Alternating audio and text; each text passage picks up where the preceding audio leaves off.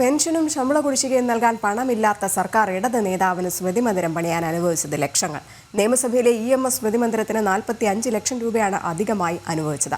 Treasury നിയന്ത്രണത്തിന് ഇളവ് വരുത്തിയാണ് അധിക ഫണ്ട് അനുവദിച്ചത്. ജനം ബ്രേക്കിംഗ്. വികസന പ്രവർത്തനങ്ങൾക്കും ക്ഷേമ പ്രവർത്തനങ്ങൾക്കും ഒന്നും പണമില്ലെന്നാണ് കേരള സർക്കാരിന്റെ സ്ഥിരം പല്ലവി. ക്ഷേമ പെൻഷൻ കുടിശ്ശികയായി തന്നെ തുടരുന്നു. വേതന കുടിശ്ശിക ആവശ്യപ്പെട്ട ആശാവർക്കർമാർ സമരത്തിൽ. ധനവകുപ്പ് തടസ്സം പറഞ്ഞിരിക്കുന്നതിനാൽ സപ്ലൈകോയിലടക്കം നിയമന നിരോധനവും നിലനിൽക്കുന്നു.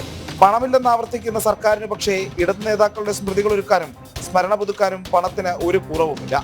ഇടത് നേതാവും കേരളത്തിന്റെ ആദ്യ മുഖ്യമന്ത്രിയുമായ EMSന്റെ പേരിൽ നിയമസഭാ മന്ദിരത്തിൽ തുടങ്ങിയ സ്മൃതി പദ്ധതിക്കായി 45 ലക്ഷം രൂപയാണ് പുതിയതായി സർക്കാർ അനുവദിച്ചത്.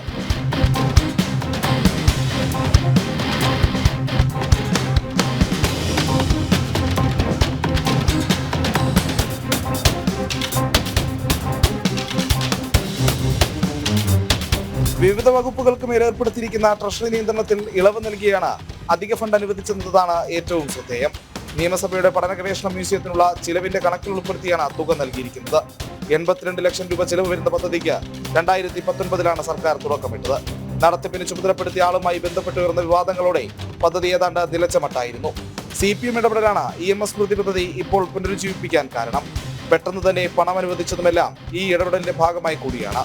രണ്ടാം പിണറായി സർക്കാരിന്റെ കാലാവധി പൂർത്തിയാകും മുമ്പ് സ്മൃതി മന്ദിരം ഉദ്ഘാടനം ചെയ്യാനാണ് തീരുമാനം. പ്രജിത് മോഹനൻ, ജനം, തിരുവനന്തപുരം. പെൻഷൻ കൊടുക്കാൻ പണമില്ല, സർക്കാർ ജീവനക്കാർക്ക് കൃത്യസമയത്ത് കൊടുക്കാൻ ശമ്പളം കൊടുക്കാൻ പോലും പൈസയില്ലാത്ത ഒരവസ്ഥ. അതിനിടയിലാണ് ഇങ്ങനെ നിയമസഭയിൽ EMS സ്മൃതി മന്ദിരത്തിന് 45 ലക്ഷം രൂപ അനുവദിച്ചിരിക്കുന്നത്. ഒപ്പം ഈ സർക്കാർ ഇറങ്ങുന്നതിന് മുൻപ് തന്നെ ഇതിൻ്റെ ഉദ്ഘാടനം നിർവഹിക്കാനുള്ള തീരുമാനമുണ്ട്. അതുമാത്രമല്ല, നടക്കുന്ന ഒരു സംഭവം വെച്ചാൽ ട്രഷറി നിയന്ത്രണത്തിൽ ഇളവ് വരുത്തിക്കൊണ്ടാണ് അധിക ഫണ്ട് അനുവദിച്ചിരിക്കുന്നത്.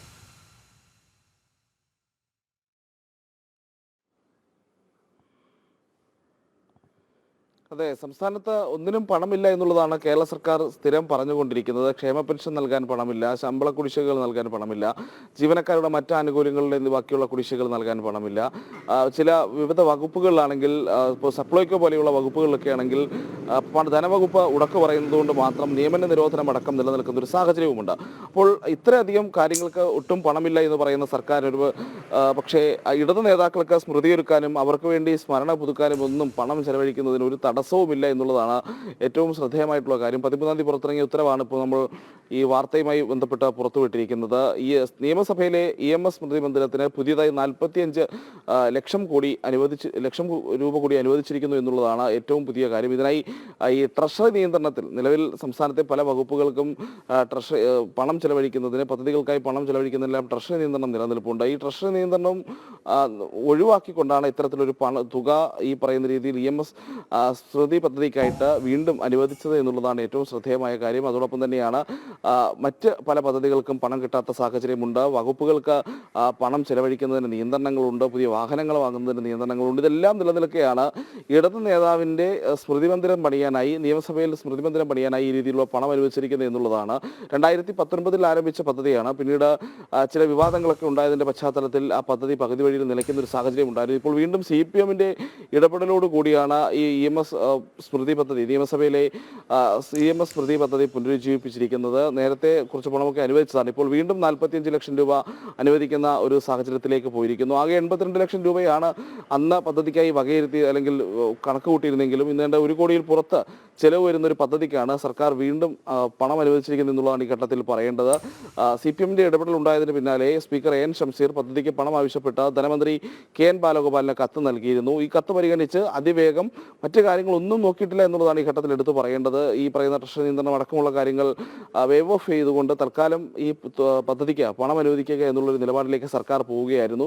അതിനായിട്ടുള്ള ഉത്തരവും പുറത്തിറക്കി എന്നുള്ളതാണ്. എന്തായാലും സംസ്ഥാനത്ത് നമ്മൾ കഴിഞ്ഞ ദിവസങ്ങളിൽ കൂടി ഇന്നും ചർച്ചയാകുന്ന വിഷയം തന്നെയാണ്. ഇപ്പോൾ ഈ ആശാവർക്കർമാരുടെയൊക്കെ സമരം അടക്കമുള്ള കാര്യങ്ങൾ നടക്കുകയാണ്. നിയമന നിരോധനങ്ങളുമായി ബന്ധപ്പെട്ടുള്ള പ്രശ്നങ്ങൾ നിലനിൽക്കുന്നു. ക്ഷേമ പെൻഷൻ ഇപ്പോഴും പൂർണ്ണമായും കൊടുത്തു തീർക്കാൻ കഴിഞ്ഞിട്ടില്ല. ജീവനക്കാരുടെ ക്ഷാമബദ്ധ അടക്കമുള്ള കാര്യങ്ങളിൽ കുടിശ്ശികകളുമായി ബന്ധപ്പെട്ടുള്ള കാര്യങ്ങൾ, വിവാദങ്ങളും പ്രശ്നങ്ങളും നിൽക്കുന്നു. അങ്ങനെ ഒട്ടനവധി കാര്യങ്ങൾക്ക് ഒരു പണവും ചെലവഴിക്കാൻ കയ്യിലില്ല എന്ന് പറയുന്ന സർക്കാരിന് ഇത്തരം കാര്യങ്ങൾക്ക് ധാരാളം പണം കൈവശം ഉണ്ട് എന്നുള്ളതാണ് ഈ ഒരു ഉത്തരവിലൂടെ തെളിയിക്കുന്നത്. ശരി.